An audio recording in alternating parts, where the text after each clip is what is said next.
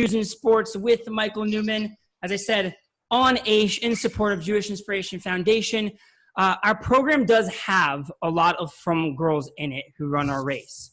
So this is a very important summit for me because we're taking your incredible minds and experiences to not only empower Beis Yaakov girls and frum people and everyone, because your accomplishments are amazing. And we just lost Beatty, which is fine. She didn't like my introduction. But we'll continue. She'll come on eventually. So the short introduction for everyone, and we'll get into the longer introductions, but Beatty is a pro-Israeli marathoner, amazing accomplishments. Liba is this amazing weightlifter, and Essie Ackerman, as you can tell from her insane background, is a ping pong champion. And so your accomplishments are surreal. Let's do something special today and create a video that not only changes lives, that'd be amazing, but at least how we think. And the first question comes like this, and it's the concept that I looked everywhere, scoured the internet for, these incredible, for you guys, and you're it. You're the only women. That's it. You three. And I looked everywhere. You're the only frum female athletes. So the question is, why aren't there more? It's simple, and I don't have the answer. And what I love about this is we'll discuss it. But, what's the reason? Is it a problem? Is it not a problem? What do you guys think? Whoever wants to take it first, we can go with you, Liba, and I'll ask Beatty to start the video again. But that's the first question. Everyone, please, on Facebook here, send in questions or anything you want, but we'll start with that. All right, so the question is, why aren't there more, right? Why aren't there more from female Orthodox athletes? What's the reason, the issue, or not, or whatever? Right, okay, so I'll just touch on one point. I think that a lot of, if you look at I think everyone, especially Beatty could say she's an exception, most athletes, they start training from when they're young, right? Since they're, little, and it's something that they build up on as they get older, right? They're doing this since they're 3, 5, whatever. And by the time that they're, right, let's say, they already have that talent, they know about it. I think that a lot of frum people, it's not like we're less athletic, it's that we don't even know that necessarily we have that talent, we don't have the opportunities. We don't have the opportunities other people have. We don't have these things in our schools to know that we're a super fast runner, right? Or something like that. So we find it out later on in life, and some people never find that out, right? If I knew that I had this talent years ago, or was proud of it, or I knew but I hid it, then my life, would be different. So I think that it's just that we don't have that opportunity to discover it so much. It's definitely an aspect, right? The opportunities aren't there. So if you don't have enough opportunities, you're not going to get there. Beatty, the question is basically, one point, right? I don't know if you caught the question, but the question is, I scoured the globe and you three are it. Your accomplishments are amazing, but you're the only from, female athletes. So the question was the simple, why is that? Is it a problem? Is it not? So Libo is saying, obviously the opportunities aren't there. You don't find it out till later. What's your take on it? What's your feeling? You're asking me? Yeah, we're asking everyone. We're all discussing. I mean, that's what's wonderful. Sorry, I had this, my son had a medical emergency, so I had to just deal with it. Totally understandable. It's interesting. Yeah, I definitely think that in the frum world, and especially for girls, there are less opportunities for competitive sports. I think that there's been improvement. I see a difference from when I was growing up to now. When I was growing up, I had to stop doing gymnastics because there was no opportunity to do it modestly. Today, there are tons of girls' gymnastics groups, and I think there are a lot of opportunities. So I see it as we're making progress. I think that another thing is sports are kind of almost, they're not really valued so much in a certain way. No one would really, not that people think it's bad, but it's you do it to be healthy, but you don't no one's ever going to talk about pursuing sports as a career. That's weird, Right. So you're the Jewish mothers. You're the Jewish mothers. That's not what the Jewish mothers say. Right. It's just not and the truth is that you have to be really 100% all in and committed, right, and dedicated to get far in a sport. So if the odds are low, like people, why do it? You know, I was recently thinking like, I love like rock climbing and like snowboarding. Like, why didn't I do that? You know, it's a big investment, and people are, and also it's expensive in a certain way. So like to when you have big families, to invest that kind of, some sports, you know, take a lot of money. So I think I do think though there's room to improve in terms of the opportunities for girls to pursue competitive sports in a fun, healthy way. Right, and you bring a good point, because Liba has said that also, in a sense that this, you know, where you said like, you know, it's weird. We don't even know.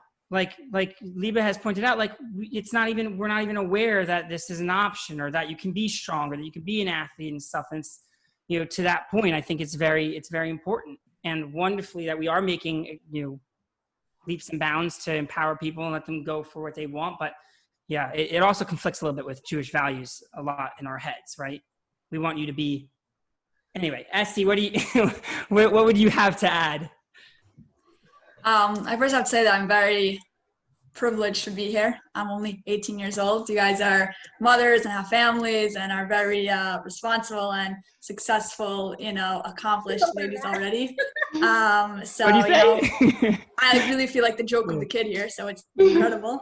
But it's challenging. You know, I think it's to become a frum Orthodox top athlete, it's kind of like an oxymoron. You know, just with every challenge, and especially for females, it's modesty is a big one. You know, it's not so simple to just go out there in a running competition or lifting weights or ping pong thing and to be that one with the skirt.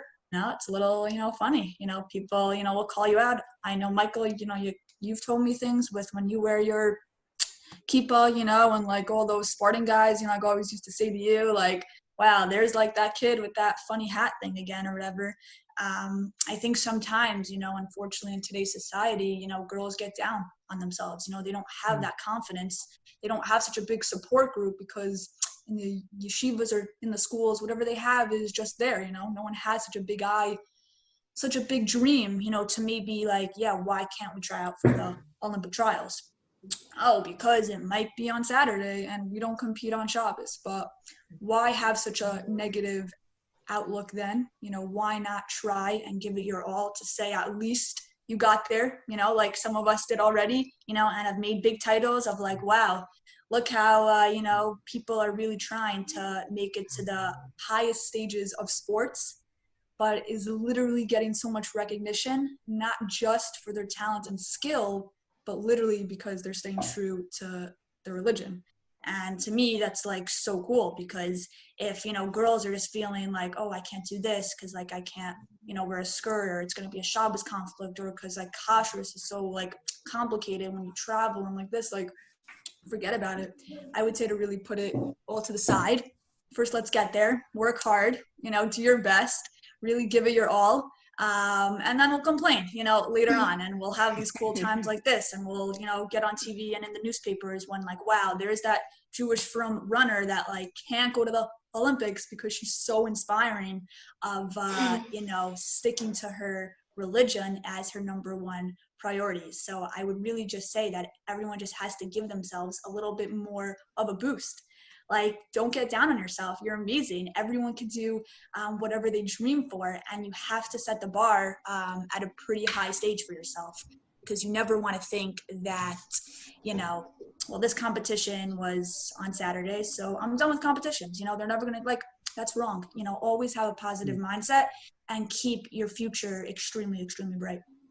Ooh, Beatty, what do you say? She's like, it started with like, I'm just this little kid, you know? I think we should just listen to Esty tonight. Exactly. I want to ask questions. It's awesome. I got so inspired by that. Do you guys have anything? I mean, it's your conversation. If you want to go, you know.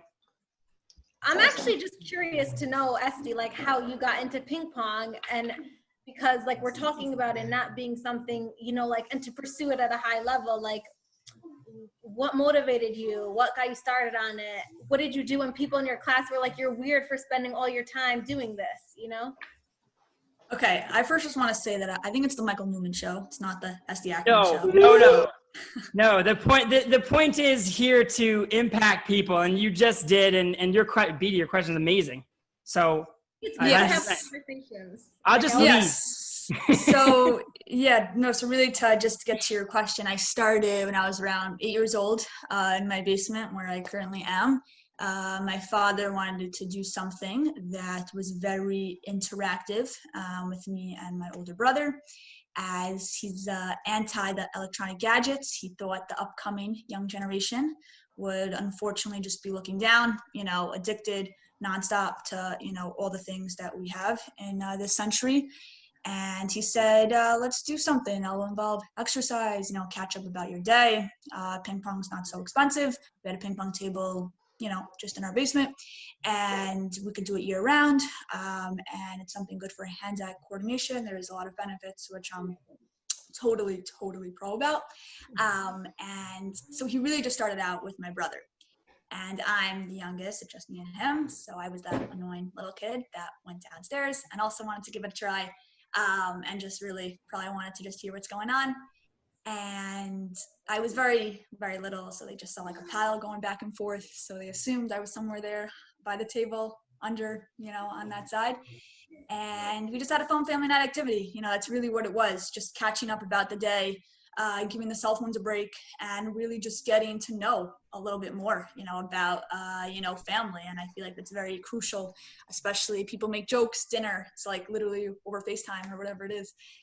But we really have to, I think, just give it a little bit of a break to really interact, face to face. So just from the basement, we, 15, 20 minutes a night, had just a fun family night activity, and we began to see a little bit improvement.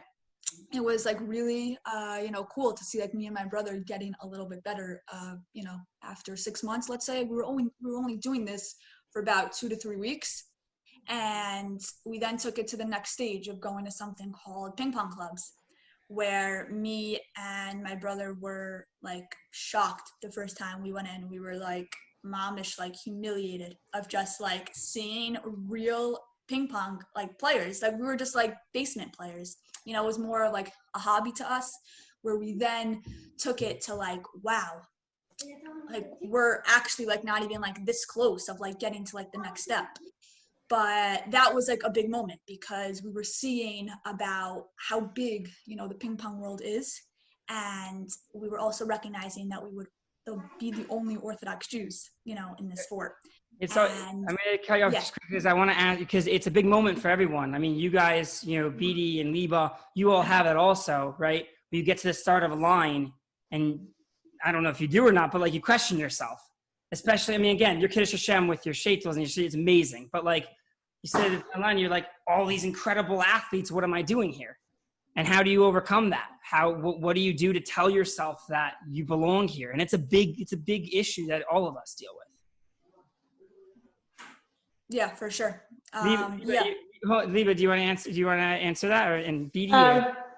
Yeah, I mean, I think that that like I'm not allowed in competitions. I think I'm the only one from you guys that I can't compete because of my modesty. That what you wear is important for the sport. Like you can't be modest. It's like against the laws, and we try to.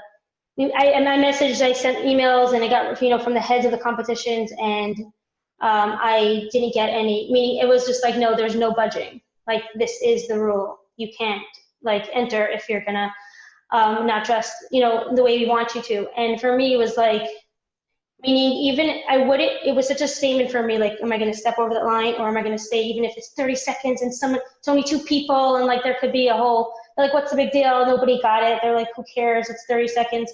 But I think like, so I can't compete as of now in my sport, but to me, it was like it was very hard in the beginning. I felt like I lost it all. I stopped lifting weights for probably like a few months.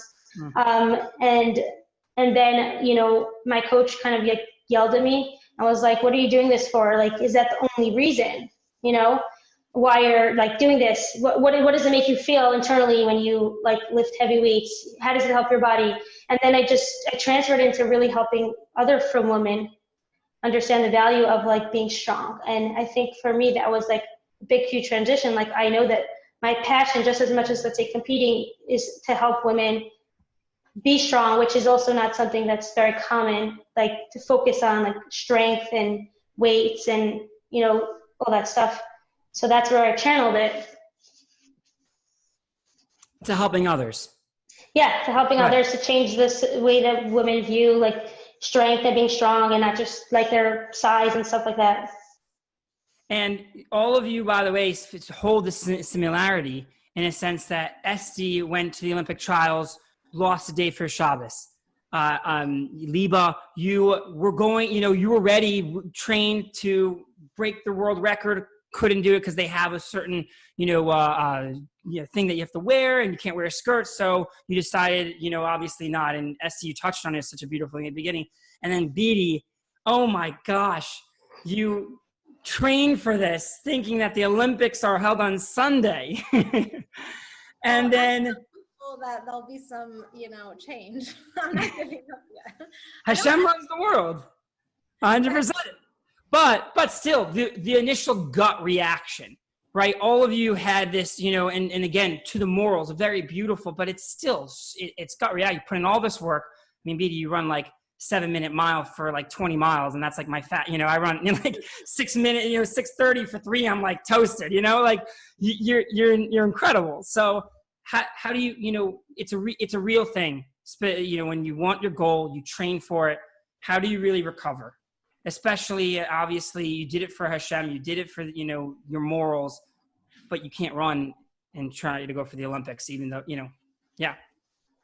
Well, I think that's when you know that you do it for Hashem, and that's the reason you do it. I very much relate to what Liba said. Like, to me, at the end of the day, I love running. Like, I love it I love the challenge of pushing my limits. I'm like, I just enjoy doing it. Like, you talk about, like, you asked the question about, what do you do when you feel like, what do you say to yourself at the starting line if you're like, oh my gosh, all these other athletes there? Like, I have never felt like worried about other people. To me, it's just like, I'm going to go there and do my thing. Like, it doesn't matter what anyone else is doing. And I never asked myself, from the day I started running, thank God, like, I loved it.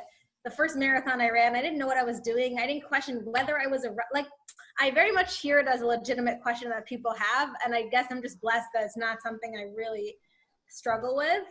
I think everyone is going to encounter moments of doubt. Like, I have had moments where I'm like, whoa, like the level, like the goals I need to have, and people are sponsoring me, and what if this race just doesn't go the way I want, and oh my gosh, I'm failing in the workouts. But to me, like, when I encounter those moments, thank God I'm quickly able to turn it, to find the positive, to see the strength, to focus on where I am right now. I think that what worry comes from is like, overthinking or too much like about the future. Like, if you could bring yourself back to the present and say, right here, I'm right now, and I'm going to take it one step at a time. And like, then you can take away the worry, because you just need to do what you need to show up and do what your job is today.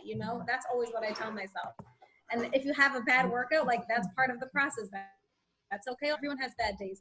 And I'm able to go into a race, like, because I say, like, I picture the worst case scenario, and I literally envision it and sit with it and part of it in my body, and then I accept it. And like, I'm so cool with, like, if I go to a race and I just blow up and I can't finish, like, we're all human beings. We all understand that, So It never happens to you. You're always winning. You always win. You're like, it's okay if I don't. And you're like, I'm there. I like that. I'm in it. No, there's not like I'm saying, when I go to like I don't always win races. I've had bad races, Like, to me, winning is getting the most out of yourself and doing your best job on that day. So in that case, thank God I've always won. You are so inspiring. I love, like I'm saying, when you need to talk about that stuff of like envisioning the worst case scenario and accepting it. It's such a beautiful thing just in life in general. To like try your best, but know that like whatever could happen, you accepted it already. Like, I did that in birth. It's like I have a whole plan, natural home birth, but like, if I don't accept the fact that it might not totally go opposite and imagine it, like, that's like a really huge lesson that I learned from you. And I always envision you when I'm like doing something crazy hard. I'm like, I'm like doing something, and I'm like, imagine I was BD, and she was standing there, like I want to show her that I could do it too, and I'm like I put like those visions in my head, and it's awesome. Yeah. I mean, I think we all go through intense like moments in our life in all different kinds of ways. And that's why I find sports so powerful. And I think like you Esther, you talked about like hand-eye coordination, and you talked about like, and I think it's like you use your mind a ton in ping pong, and you talk about strength. And the reason why I do think, contrary to like what from base athlete schools are going to say, is like, why are sports so important? They're so important because they're important to like our well-being, just as like humans, you know, and like we function, and there's so much there's like too much emphasis on trying to be one mold and everyone needing to like fit one path. And we need to like recognize that all of us have different strengths. And like, I can't imagine if I tried to push myself into like just living my whole life a certain way and not exploring it. Like, I live off of this. Like, this is just like my chiyas. It's like Hashem made me this way for a reason. Could you imagine if I ignored it? You know, I wouldn't be who I was meant to be. You'd suffocate. Right. Yeah. The sad part is like it happens all the time, in a sense, and for whatever the reason is, you are correct. And Esty, you said, you know, why can't we do both, and type of thing. And we can. That's the whole point. Hashem doesn't create robots. He's creating individuals and people that can, you know, take out his Judaism to affect the world. And that's what each of you are doing, especially in your shaitels.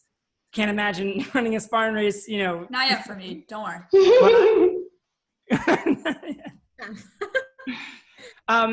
But staying focused, mindset, right? It's, by the way, it's so important. It's so important. We all get lost, and it is a bracha that you naturally have that to stay focused, because we get down on ourselves and we beat ourselves up, and we're our worst own enemy. Esty, when you have a big shot, you have a big moment, Olympic trials, ping pong, it's all mental, right? It's all high coordination. You get down on yourself, you're done. What do you do? Because we're normal. We are human beings that get down on ourselves. What would you suggest? A simple thing just to get yourself back into the moment. So it's a great question, because I know I'm not speaking just by myself. I'm sure we've all encountered those moments. As I think I loved really what BD said, it does happen. And it's also just very clear, for sure in sports, but also in life. But in sports, the losses for sure make us better. And in life, the challenges do make us better. That's just a given. Which I think is a very, very crucial line to always keep in mind. But, you know, when we're talking about like something like the Olympic trials, or, you know, just such a big competition, and that someone trains, you know, a half a year for, 2 years for, 5 days a week, 2 to 3 hours a day, gives up literally so much, you know, if it's schoolwork, family life, whatever it might be, just focusing on this, it's hard to get back up.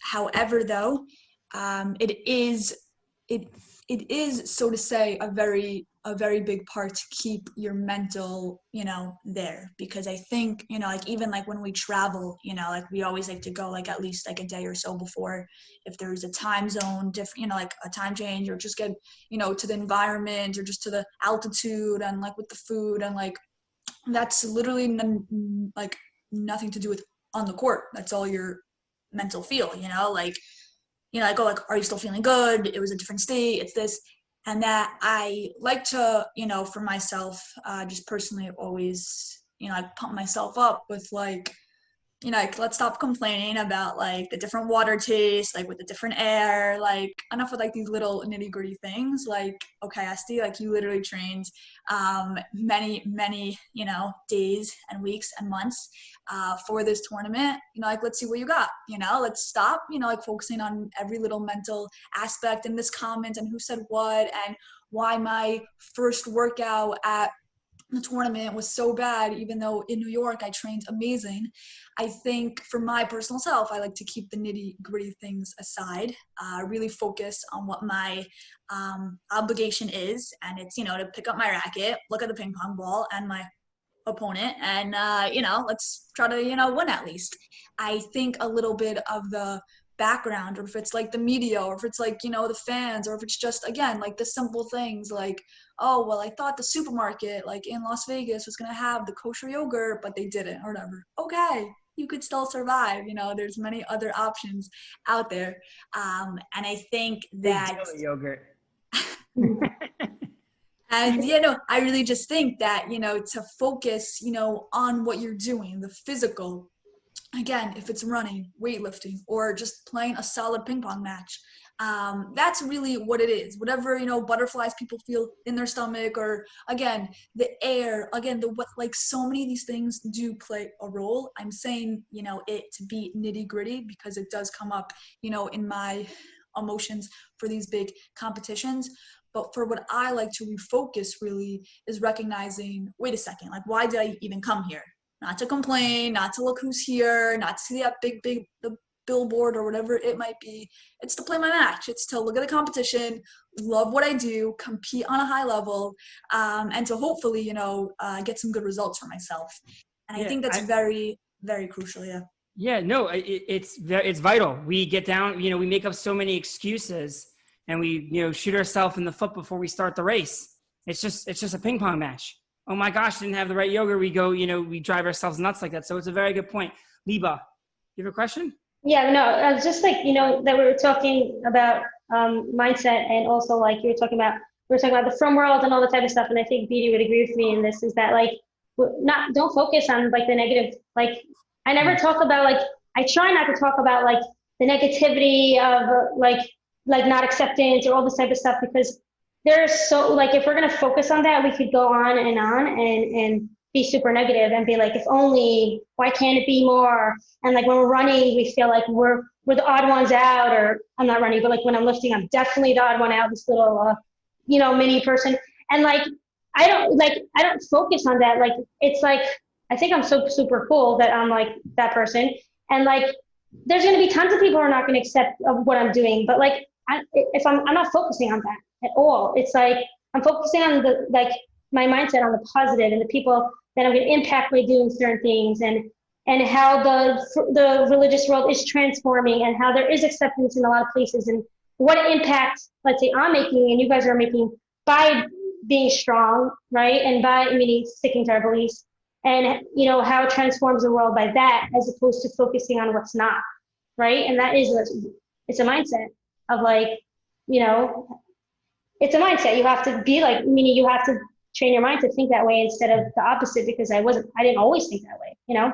It is so important because, especially in therapy, right? Once we get into the familiarity of being negative, it's a train that doesn't stop. And so, to your point, if you have to change your mindset. And Beatty, you gave the answer in such a positive light. It's so natural for you, you know? Nothing wrong, but look at how wonderful things are moving, and look at the opportunities, you know, like how wonderful. I think that's why we're able to stay modest and stuff, because most people, meaning, because if we were coming from an angry place of like, why not? It's so unfair. That's when we would throw it off. Yeah, I think it's very hard. It's very hard for me, but I'm not angry at anything. I'm not resentful about it. And if I chose to be negative, I would become resentful and I wouldn't be able to maintain it. So there's no focus on that. It's not like I'm missing out on life, and this is, you know, taking away from, like, religion's taking away from a passion of mine, right? It's opposite. It like enables me to be who I am through this. Yeah.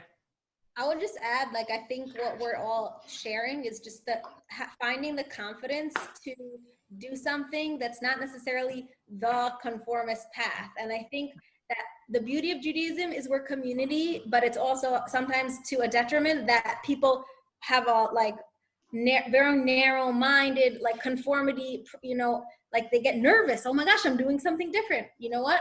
That's a good thing. And the more we could cultivate it, and just like, I always say, you do you, like, show up there, go be yourself, be proud of it. Like, I have never, ever cared what other people think about me. It never crossed my mind. So when I started running, it was like, great, I'm going to go run and do my thing. Like, when I decided I wanted to win a marathon, like, it didn't matter to me that, you know, some people thought that was weird. Like, I just wanted to do it for myself, you know? So, and I think it's so important always to be motivated, to stay true to yourself and to be motivated for yourself. Like, people see, I get the same amount of satisfaction and pleasure from running as I did when I was a completely anonymous runner. And now, like, I think you can't go out and do something because you want like people's recognition or attention or fame. Like, I always tell people, I'm like, I don't see any like great, I don't know why people want to be famous. I really don't, it's like, who wants that? Just do something because you want to do it. And the more you could listen to yourself and learn to love yourself and do what like is important to you and what you're passionate about, and just be really comfortable with yourself, the happier and better fulfilled life you'll live, for real. I'm so happy we're having this. I really am, because those messages, we don't hear them. We don't hear, like, to be happy is, and it sounds simple, but yeah, it's about making, being inspiration, being positive. It's just, it's so wonderful.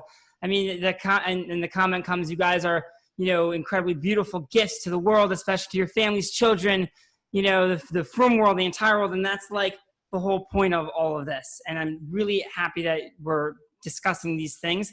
I have a funny question / Liba knows what's probably going to happen challenge. And that is, the question is,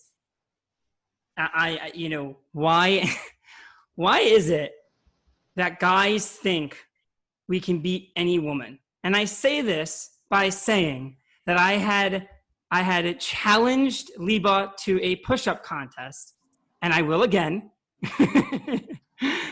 soon. But not only did she obliterate me and destroy me, she destroyed me. She had 54 pull-ups, and I had like 32.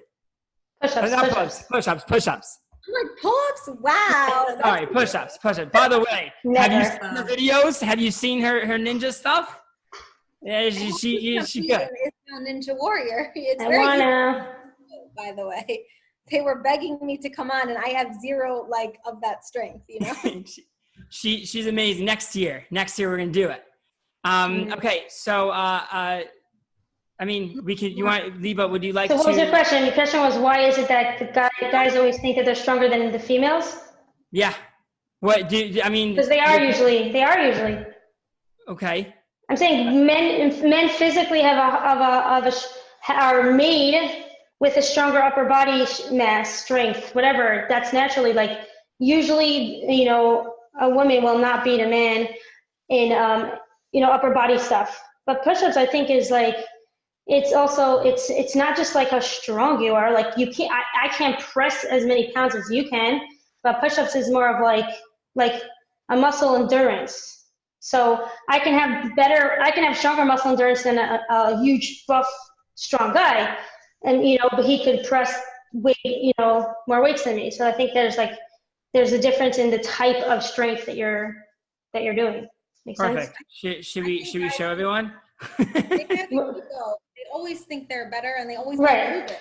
That's for sure. But we don't have to prove Wait, it. wait, what did you say? I said men have more of an ego. They always think they're better, and they need to prove it. It's part of conquering. I just know I'm good for myself, and I don't need to prove to anyone. It's like, I'll prove to myself.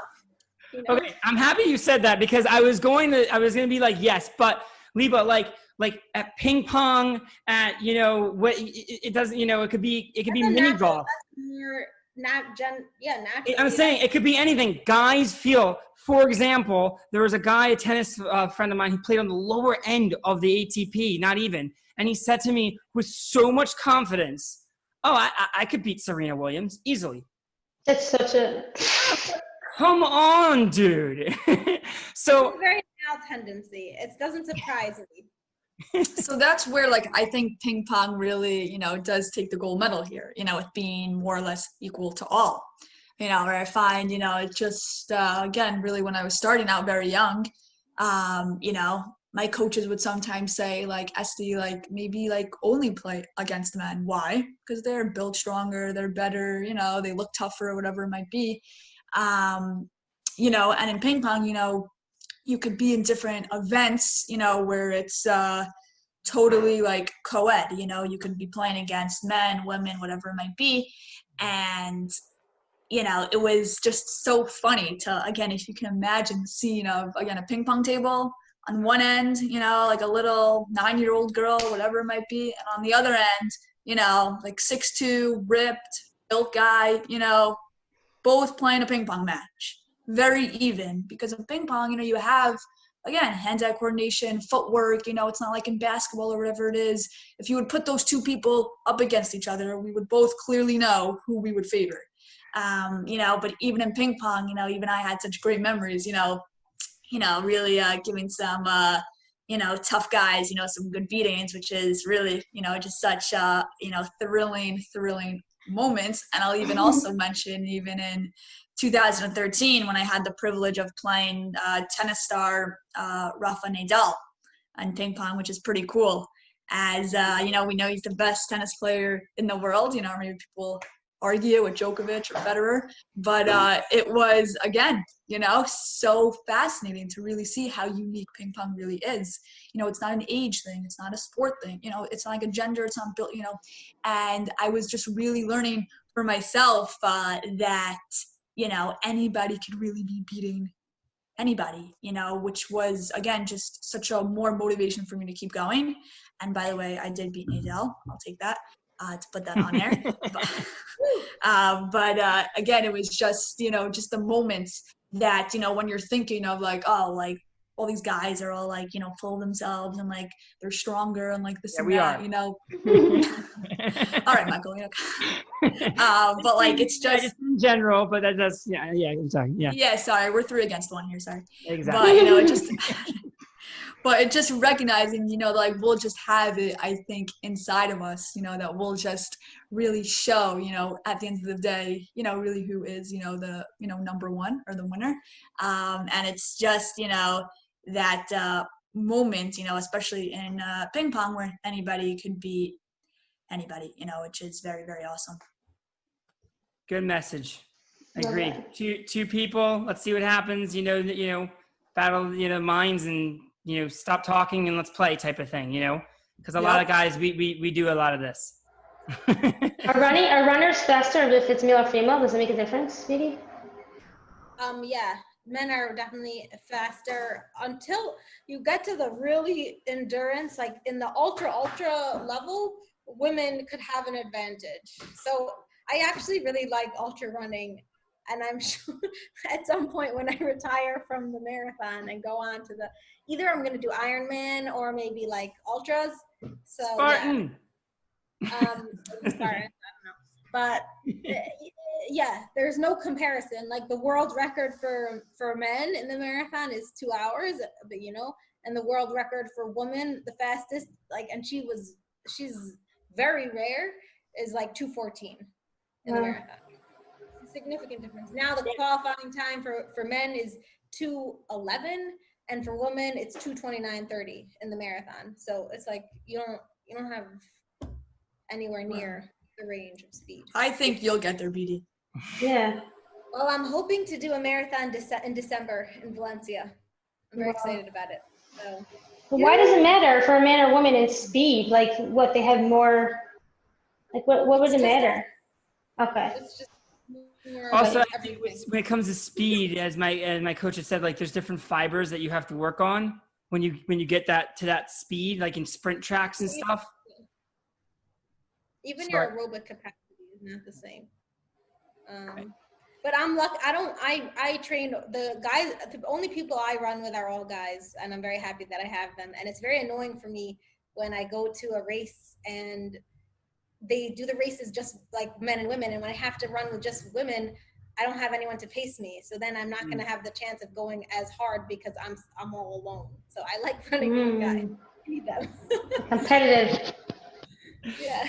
It's interesting also with the endurance. In Spartan, the top Lindsay Webster, the top female racer, has placed time-wise top 10 of the men. So I just thought that was interesting, as you said, like once you get to the endurance stage, more of like the mental stage, there could be some damage on the woman's side. I couldn't hear anything. We just had like a crazy airplane just like fly over our house. I don't know if you all heard it, but it was like a jet fighter plane like flying over. It was a Corona. They're checking if I'm doing bidud in my house. Exactly. They call you. They called us today. They did like an inspection visit to make sure we're staying at home. So. Okay. More positives, that we're being positive, and it's wonderful, wonderful stuff. Okay. I feel this is a good place to end unless anyone has anything else to say or add. Because I think I'm going to add something actually. Do it. What I just want to share, I think for a long time, I very much downplayed like how serious it is. Like to me, it didn't feel like so much of an issue to be Orthodox woman and running. Like I don't struggle so much with, I've always dressed modestly my whole life. I'm not gonna all of a sudden start not dressing modestly. And especially at this point, I can't even really say that I choose it because like, it's not even an option. Everyone knows who I am. Like if I show up at a race in my tank top and shorts, like, you know, it's like a scandal. Like I'm not doing that, you know? So there's no way. So that's not the struggle. So I was like, oh, you know, this is fine. Now that I'm trying, I've been working very hard to see, is there any way to convince the Olympic Committee to switch the date of the women's marathon from Shabbat to Friday? There is logistical complications because they moved the event to the Sapporo, so it'd be cooler. And I've been having discussions with the technical delegates and with Israel's Olympic Committee and the head of the Israeli Athletic League and Japan, all these different like people trying to help, and a lawyer, and you know, at some point it came up, it's like Israel has, basically it's like a question of, you know, how religious really are you? Because there have been other Shomer Shabbat, like Shabbat observant athletes from Israel before, and they've always found a way around it. You can ask a rabbi, don't run with a chip, or, you know, it's okay, there's a way to do it. And it's almost like, you know, this is not something they're going to really care about. That the Olympic Committee can't make any exceptions for religion, because if you come and say that you can't run on Shabbat, then what about, you know, Muslims can't run on Friday and Christians can't run on Sunday? So you might as well not try. And I got this message from Israel. I got this message from, you know, people who were trying to help me, but basically just telling me this is not something that they could really care about. And it made me start thinking, it made me start doubting in my mind, just like, maybe I shouldn't even bother speaking up. Like maybe they're right, you know, I don't, like, how could it be possible? How could we accommodate it? And I started to feel, and then I realized as I was just like thinking about it, that if I'm having all these questions, you know, and I'm someone who's really confident and passionate about being proudly observant, and I even am beginning to feel like I shouldn't speak up for religion, then can you imagine how it must be for someone else who doesn't really feel so confident about it, for even making a choice to wear a kippah to work, or to, you know, to say, I can't come into the office today because tomorrow's, or I have to leave early on Friday because I celebrate the Sabbath, to speak up for that. And it made me realize that maybe like my right for religion and is just as legitimate as someone, you know, there's been a lot of discussion about gender rights in sport and transgender and all that, and people are proud to talk about, and we have people proud to speak up about race, and that's something that everyone's talking about now. But somehow religion becomes something that everyone is like, doesn't want to talk about. Like, you're religious, it's like you're fanatical. Like, no, you know, it's something that people are scared to be proud of. And I think I would be so happy to accommodate a Muslim who said, I can't run on Friday. There has to be a way that sport, I believe that there should be a way that sport could accommodate it, as long as it doesn't interfere with, you know, other concerns of athletes. And I think that there should be a system. And I think it's time that the world start viewing religion as something like that we take into consideration, because if we want sport to be universal, the same way we make it accommodating for all kinds of, for gender and race, and so religion should be up there. And so it's hard for me, like, I'm not someone who, it made me realize, like, this is not about me, because I don't need the world to bend over backwards for me, but I want the world to recognize and realize that if I'm making a choice for like my religious values are important, and that if I'm doing it, like to respect it, and that the more, and I think that we're coming to more recognition that the more we could respect each other, regardless of our differences in all these areas, the more inclusive we could become. And so instead of people saying, no, like, don't speak up for religion, like we've already tried that, there's no way they're gonna accommodate you, and like don't even go there, or try and fit in, or try and find a way. Why can't we recognize and let's be okay and proud of it? And I want more people to because I realize like it's not just in sport, it's in everything, that we should not feel embarrassed about our own religious choices and preferences. So I'm working on getting that message out there.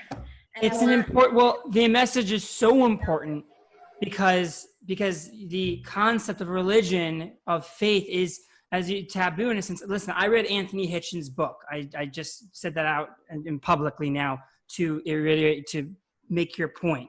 Anthony Hitchens is this very famous atheist, and the way he talks about religion is how everyone is viewing it now, as it is some sort of decision. It's a lifestyle, whatever. You're fooling yourself, that you think this is a part of who you are. I want to just say, even if someone does view it as that, I don't care. They should be respectful of it the same way I view someone else's choices as their decision, and they have their right to it. That's what I think. Right, but if someone sees you, but they won't give you that respect if they don't see it as valuable. That's the point. That's where the danger comes. That's where we have to go, because right. I totally understand. I know I'm very close with many people who don't view religion the same way as me, and I could completely understand it. So I understand why someone might not choose to make my choices, but that doesn't make it unimportant. That's what I want to say, is that the more that we could become respectful of our differences and more inclusive of them, the greater we'll become as a world. And that's where we have to go. And we're seeing it in all other areas. And for some reason, it's not happening in religion. And that's where I want to change things. I mean, I'm saying my theory of why it isn't working in that is because it's become become just a fantasy thing that's not real. Because if I don't feel it, like, people, they don't feel that it's a legitimate thing anymore. I mean, you can see the statistics with, in the attack on religion. 50% of people on the census in America said that they're religious, but they don't go to church, right? So what does that mean? It means 50% of people believe in some religion, in some spirituality, but they don't go to church because they see religion as what is fake. So then it gives me the ability to say that I don't have to respect you because it's a fake thing. And the real essence is, from Kite, we have to respect everyone. And religion and spirituality, it makes us better people. We do fantastic things. Don't look at me differently because you don't see me as valuable. And I think that's your mission. And that statement just hit and struck a chord with me, in a sense that saying that you should respect the religious thing in sport. And you changed my brain, because I've always said, why should Spartan change their championship on Shabbos? Because they're running an event. It's a lot of money, just for one guy. The truth is, if we're seeing everyone as equals and important, you should put me into that realm. Yeah. And so your mission is huge. I'm just thinking to myself, like, we should start like a petition of some sort, some Facebook group, I don't know, something We'll see how I decide. If I need to do more, I have a lawyer that was helping me. I just have to, I'm seeing if I'm like I don't want to go about it too aggressively. That's like, right. There might be ways to do it without being, it's the same thing that I felt like with why I can't compete. It makes no sense. It's like, right? It's like, you can't bend anything for religious purposes. Come on, it's 2020. Like, right. Right, and it contradicts the value. To your point, it contradicts the values of we're being inclusive to anyone. You are correct. Right? There are, like, I understand there are guidelines, there are rules that sport has. That's why I said if they have the ability to accommodate. Sometimes there is health concerns. Like I would respect it, but I'm saying there should be some option for it, like that we can speak up about it and see and make it. There has to be a movement towards making it more inclusive. In Israel, it happens to be that they will accommodate anyone who is Shabbos observant, they'll move up, like I have to participate in a league competition and it's on Shabbos, but they're making my race after Shabbos so I could do it because they understand and respect religion. And I think the same thing they do with Muslims also. So I think that's very progressive in a certain, like we're. Yeah, no, it's wonderful. Again, your message is, and I'm going to reiterate it, it's an important one, and it just hit me and it stung me in a sense that you're devaluing what religion is, and the whole country and the whole world is devaluing religion basically because we're seeing it as a fib, as you can pick, go, it's not real, it's not who you are, it's not your identity, when all of us, you specifically women, have felt it firsthand. Olympic trials, not Shabbos, weightlifting records. What? That's because, I just decided today and it's because of, it's who we are. And that is a really wonderful, powerful message. So even if we can start like a petition or a Facebook group, bringing that message back that religion, spirituality is it is your identity, and we lose that sight, and people don't see that anymore in the world. They don't see that.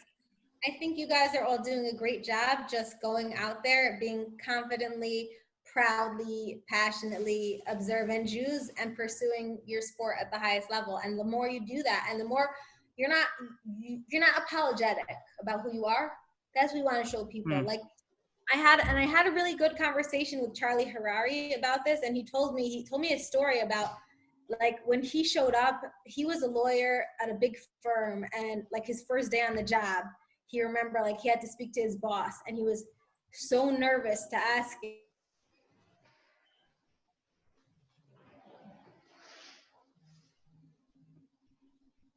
him. She froze. And we were just getting to the Harari part. She is far away. She'll get back. I definitely agree though with everything she was saying, like in terms of like we all just have to be more, I guess promotional, like in terms of me, like I know I'm still in my youth, that's my biggest message always, just, get the young and upcoming girls, like, let's do it, have your passion, whatever hobby, whatever interest, you're into in life, sports, arts, whatever it might be. I'm very young myself. Everyone always has to recognize that at the end of the day, if you're not going to start, then like, what are you waiting for? And for all of us, that are trying to literally live our dreams, this is just everything that I think we're passing on really to, all the people that are listening or the people that are reading our stories, and just hopefully, follow with ultimately, doing what Petey said with living the dream, but again, also respecting what everyone else does. It's just so clear why, there's so many different types of Jews out there in the world. When we, really say, Achinu Kol Beis Yisrael, it just shows, we're always going to be somewhat a little bit different here and there. But when we really have just like pure respect, for whatever people are doing or wearing, then I think more of the, I guess, awareness will come, and have, I guess possibly some accommodations pulling through. And that's why this is so important, this event, to hear that from all of you and such. Edie, we lost you. Yeah, my computer died. I said in the middle of the Harari story. My phone was going to die soon also. Oh no. He basically was just like, he showed up to the, to ask his boss if he could have off early Friday. And he said, and his boss said, sure, you just need to thank Deborah Feiner. And he was like, what? And he said, yeah, Deborah was like, had worked there 20 years ago. And she was a star lawyer, like top lawyer, now like a partner in the firm. And she always took off every single Friday. And when she came, it was like a big no-no. And everyone told her, don't do it. And she proved herself she said, I'm not going to miss a single Shabbat. Like I'm leaving early every Friday. And they saw that she was so committed, and she was both committed and working, but also that she didn't, compromise on those values. They were very impressed with that. But she paved the way so that later on down the line, like any lawyers could easily take off on Friday and not feel bad about it. So to me, it's like, we've got to make progress in sport also, that we can say, I'm sorry, I can't compete on Shabbat. Is there a way around it? And let's come up with an alternative.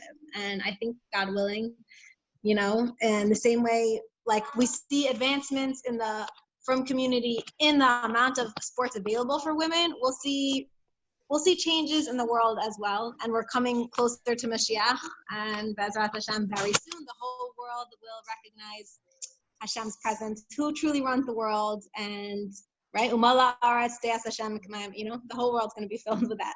So let's just get there.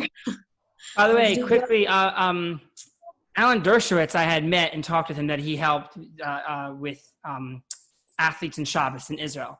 So that might be somebody that you know to reach out to. But you all are walking the path. Hashem puts us wherever we are. And a lot of people forget that we walk the path. When I blindfolded myself for a Spartan race and 4.5 hours with a 20-pound weight vest and just out of whack, realizing, you know, I said to myself, it's a living hell. I feel like I'm living a dream. The ability to say things are very tough. I can't see right now. I don't know where I'm going, but you know, I can't get into the Olympic trials right now. We're going to go different ways. We're going to pave the way for women. We're going to talk here and inspire people and realize for people that they have to overcome, you know, one step at a time. You have to continue to put the step down, even though you're terrified, you don't know where you're going. But if you believe in Hashem and you say, you know, this is where I'm at, Hashem. I don't know what's going on with me right now. My senses are gone. I don't know where I am. I feel like I'm in a dream. One more step. And you focus on that. And that's literally what you incredible women are doing. So I appreciate you sharing that. And Beatty, we need to get you, we need to figure out how to get you in, or at least make the message clear. Continue to send that message. And we all just sent that it's bigger than ourselves. I just want to also, Liba gets huge shout outs for like every single day she's not competing, and no one's getting so much reward in Olam Haba and being an example. Not always you're going to get to do it, but you're going to do it by not doing it. So I should really like, and all the girls out there who want to compete professionally in gymnastics or I don't know, I've gotten questions about maybe figure skating might be a little easier. You might not be able to do it in every single sport, but doesn't mean that you shouldn't pursue that sport and enjoy it just for the sake of enjoying it, and do it and love it. Even if you can't do it on the international stage, it's okay. So thanks for having us here. Yes, Liba, like I'm obsessed with Liba because I'm a weightlifter. Have you seen the video of her with everyone in the gym looking at her? And the big guy coming up to me like, one more. And she's just like cranking it out. And she's like, just, amazing. I'll send it to you. How have you not seen this? He's like this world champion bodybuilder. I didn't even know that. Humongous. And it's like, go! It's just so funny. It's like that was the last competition. Like it was like a smaller competition that I realized that like I'm not going to be able to go higher. So like, you know, my you have to see the video because everyone's like it's just a good feel and you feel proud. It's like this guy is just like screaming at her like everyone can't believe it and she's just like going. It's amazing.